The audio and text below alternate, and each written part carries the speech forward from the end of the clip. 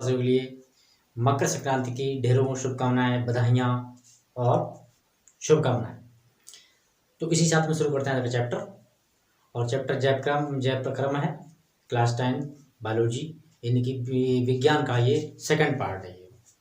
तो इसमें हम आज पढ़ेंगे अवायवीय श्वसन और वायवीय श्वसन में अंतर, यानी कि वायवीय श्वसन कब होता है और अवायवीय श्वसन कब होता है, तो उसमें अंतर देख लेते हैं। देखिए, वायवीय श्वसन और अवायवीय श्वसन, ये एग्जाम बोर्ड 2020 में आ चुका है।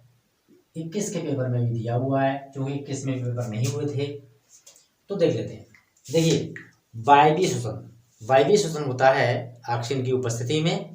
तो एक याद रख लिए कि एक का इसमें पुट करना है। वायवीय श्वसन ऑक्सीजन की उपस्थिति में होता है। अवायवीय श्वसन क्या होता है? ऑक्सीजन की अनुपस्थिति में होता है, यानी कि इसकी गैर हाजिरी में होता है और ये इसकी हाजिरी में होता है। ठीक है, और इसमें ऑक्सीजन भूमुक्त होती है। सही है। नेक्स्ट, ग्लूकोज, यानी कि अब वायवीय श्वसन में ग्लूकोज का विखंडन हो जाता है। क्या? ग्लूकोज का विखंडन हो जाता है, और इसमें ग्लूकोज का विखंडन नहीं होता है। ठीक, नेगेटिव में पहुंच गया। नेक्स्ट, इसमें CO2 और पानी, यानी कि वायवीय श्वसन होता है उसमें CO2 यानी कार्बन डाइऑक्साइड, पानी, ये दो अंतिम उत्पाद होते हैं। कैसे होते हैं ये दोनों?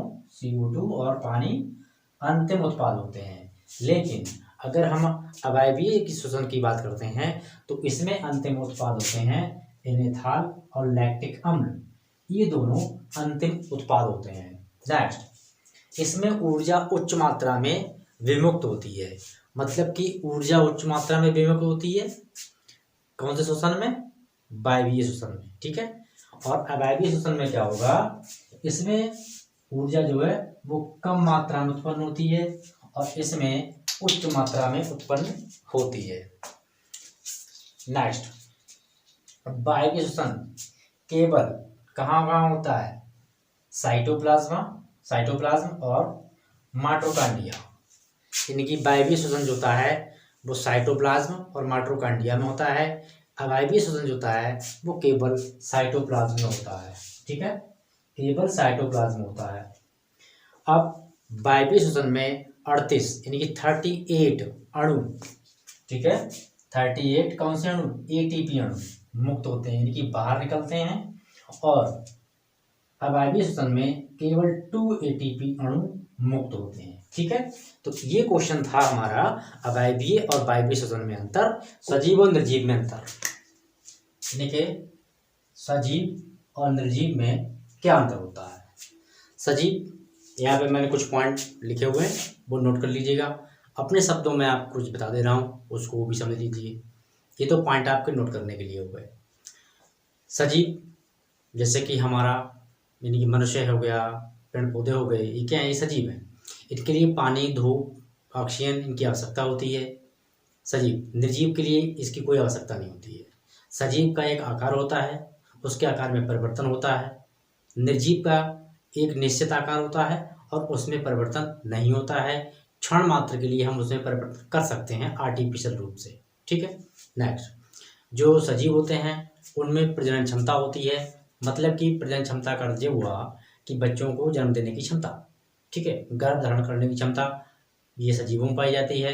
निर्जीव में ऐसी कोई क्षमता नहीं पाई जाती है, क्योंकि वो टोटल आर्टिफिशियल होता है। इन्हीं उसके लिए हम आप लोग ही तय करते हैं अपने हिसाब से। नेक्स्ट, जो सजीव होते हैं उनका निर्माण कोशिकाओं के माध्यम से होता है। हमारा शरीर है ये कोशिकाओं का गुच्छा है, कोशिकाओं के माध्यम से हमारा शरीर बना हुआ है। और जो निर्जीव होते हैं, वस्तुएं होती हैं, उनकी कोई कोशिका नहीं होती है, उनका कोशिकाओं द्वारा कोई निर्माण नहीं होता है। तो ये अंतर था सजीव और निर्जीव वस्तुओं में। यहाँ पे कुछ पॉइंट दिए हुए हैं, इसे आप नोट कर लीजिए। और पिछला टॉपिक में समझाया था, उसमें मैंने अवयव और अवयवी, यानी कि वायवीय और अवायवीय श्वसन समझाया था। दोनों का अंतर मैंने एक वीडियो कवर कर दिया है, दोनों को नोट कर लीजिएगा और वीडियो को लाइक शेयर कर दीजिए पसंद आया हो।